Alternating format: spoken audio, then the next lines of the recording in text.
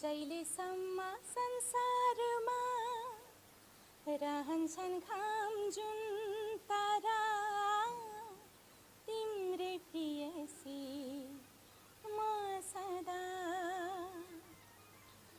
बोकेर मुटुमा माया सधैँ म तिम्रै छाया मेटिँदैन यो तिर्सना।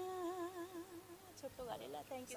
साह्रै मिठो यो चोटिको सिजन तपाईँकै टिमबाट विनर होस् हामी यही कामना गर्दै तपाईँलाई धेरै धेरै धन्यवाद। थ्याङ्क यू सो मच लास, थ्याङ्क यू सो मच। र जति पनि तपाईँहरू च्यानलबाट मलाई हेरिराख्नु भएको सम्पूर्ण श्रोता दर्शकलाई यही भन्न चाहे, फर्स्ट त थ्याङ्क यू सो मच मेरो कुरा राख्ने मौका पाएँ।